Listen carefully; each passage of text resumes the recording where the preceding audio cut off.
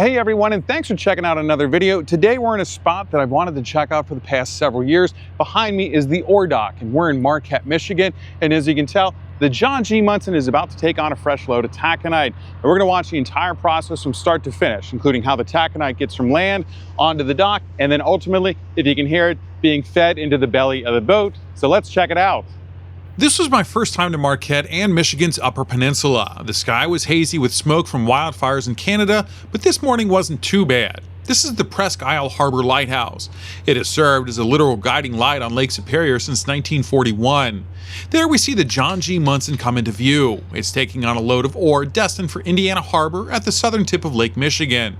This is a prequel to my Steelmaking in America videos. I'll put a link to that playlist in the description for you to check it out.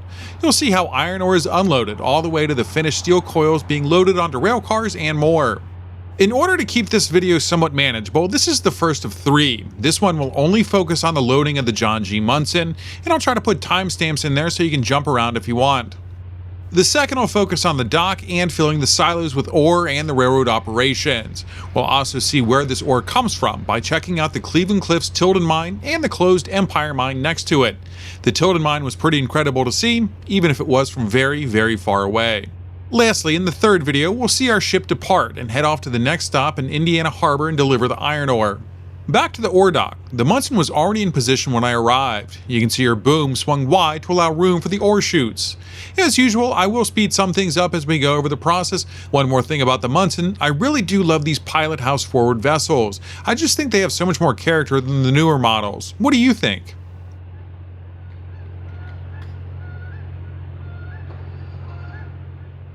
Let's jump right in. Here we see several of the dock workers waiting to open the next chute. They just unloaded, or well, I guess technically loaded, the first pocket of ore into the ship. Now the chute is out of sight, but you can see the cable that raises and lowers it right here. This is all run by levers and pulleys. Now let's follow as one of the workers goes to the next chute to be loaded. Notice the two levers or switches he moves before pulling another lever and then opening the chute.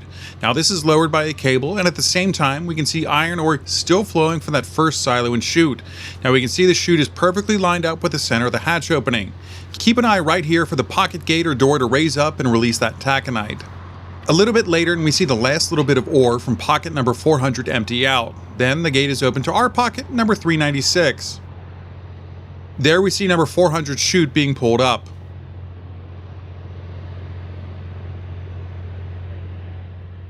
And then 392 is lowered into position. This up and down dance will continue until the Munson is filled with taconite.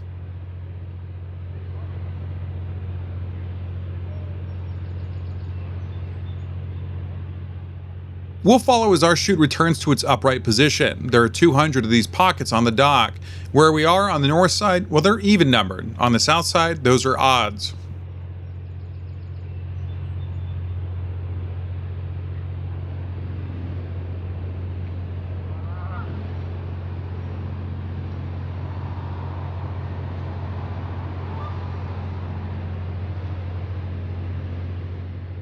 There we get a better view of the pocket gate being open to let the ore slide into the belly of the ship. Ships will load from the storage silos first, and then they can load directly from the rail cars over top of them. We'll watch the rail cars unleash their taconite in the second video. First though, let's get a better look at the crew and what goes on up top.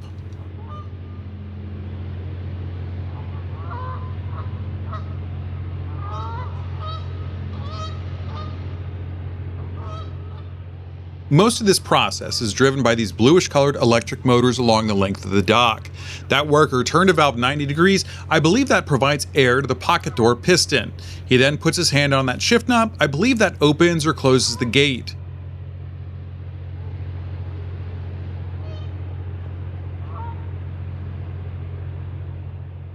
He releases and then flips a switch, and we can see the motor and the drivetrain connected to it start to spin. What happens next reminds me of driving a manual transmission. He takes that lever to the left and then pushes it inward, and that pulls the other lever toward him. I believe that first one engages the chute gear with the electric motor drive shaft and then moves the chute. Now if you know more, including what that second lever does, please do comment below. I'd love to know. One thing I didn't notice until watching this back, each chute has its own power switch for the motor, so no matter which one is about to load, the switch is right there. Slowly but surely our chute comes into view. Keep an eye out on everything the worker does. He releases the lever forward, which in turn releases the first lever he pulled back to its original position. He then pulls another lever 180 degrees before pulling and releasing that forward lever one more time. I think that locks the chute into position. He then cuts the power to the electric motor when it comes to an immediate halt. I would have thought it would have spun down rather than immediately stopping. A quick double check if everything is locked up tight, and on to the next one they go. That worker they're heading toward flips a switch and our motor's back on. Notice how many chutes that drive shaft connects with. And keep an eye out on the workers on the left. The one in the glasses points out the drone, and the other one gives a friendly wave. I waved back from the shoreline, but I don't think he saw me. Mind you, I am a few hundred feet away. They finish up with another chute, but it looks like they're having trouble with this one. It looks like it's stuck.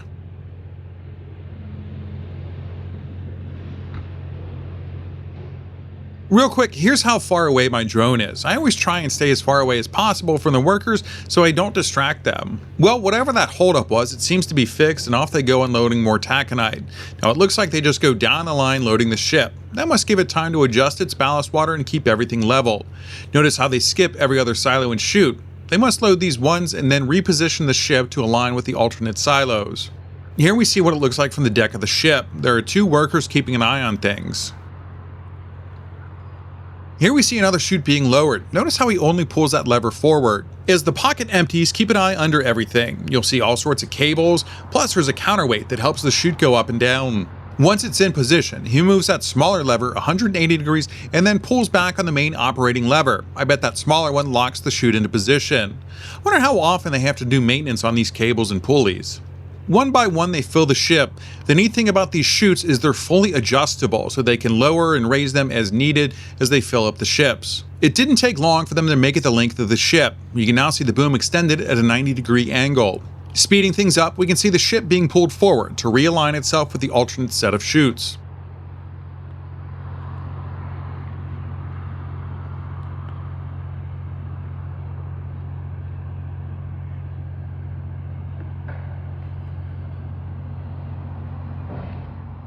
A close-up of the bow of the ship shows the movement a little bit better.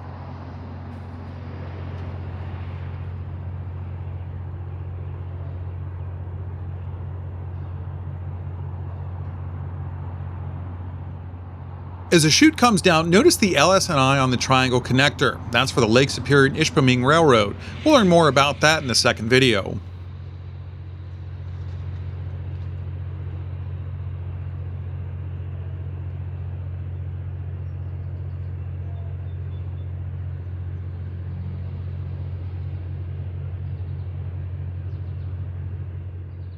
Here we see the stern of the Munson. I really do love these old style vessels. They're like classic sports cars with beautiful curves instead of the boxy SUVs today's more modern vessels have.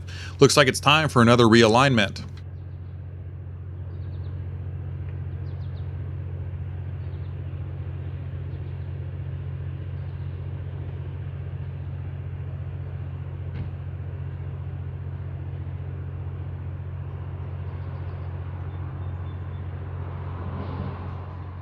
Here we see the bollards the ship is moored to and another worker keeping a close eye on things. I'm guessing he's part of the ship's crew and is in charge of the cables as the ship is winched back and forth.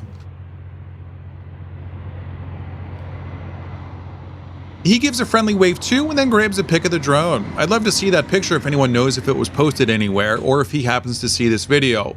Real quick though, we can see one mooring cable tied off on the bollard closest to us, but check out how the other is tied off on several bollards down the dock.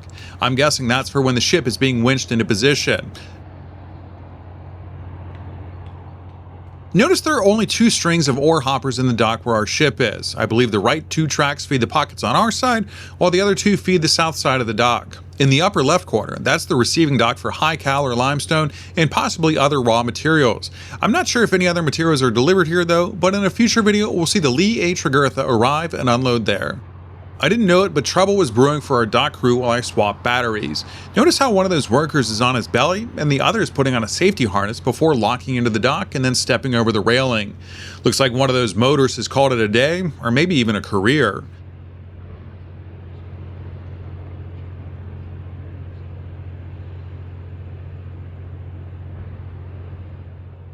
A few minutes later and they've released the motor from the dock. I can't tell what the issue is though, but that looked to be an angle grinder he was handed. Looks to be the issue is with that end piece. I'm guessing that's the gear that moves the drive shaft, and without it, they're probably not able to raise or lower the chutes. A wider look shows there's still a lot of iron ore to be loaded. Hopefully they're able to get this issue squared away sooner rather than later. I didn't know how long the repair would take, so I decided to see where this iron ore comes from.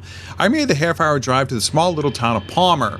I put that portion in the second video, which will have a link in the description. Unfortunately today, we only got to see the crews loading the Munson from the storage pockets, but they are able to load directly from the hopper onto the ship.